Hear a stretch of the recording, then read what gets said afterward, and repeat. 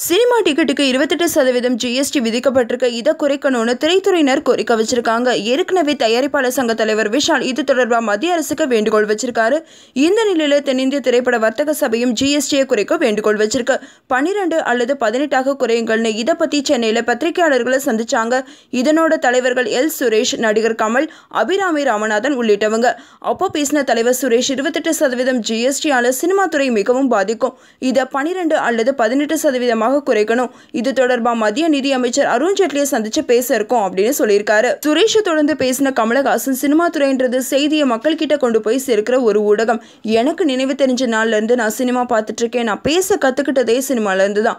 சினிமான்றது சூதாட்டம் கிடையாது, அது ஒரு கலை. சினிமாவை சரியாகவும் தவறாகவும் பயன்படுத்தின அரசியல் தலைவர்கள் இருக்காங்க.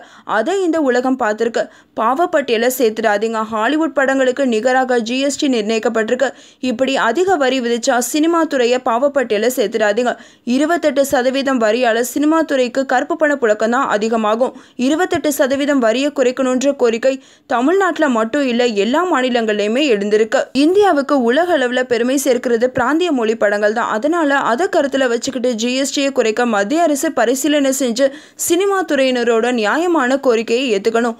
ஒருவேளை ஹிந்தி துறையினர் இதை ஏத்துக்கிட்டாலும் நாங்க அதை ஏத்துக்க மாட்டோம். மத்திய அரசு ஜிஎஸ்டி வரியை குறைக்கலைன்னா சினிமா துறையை விட்டு நான் விலகுவேன்னு அதிரடியா கமலஹாசன் பேசியிருக்காரு.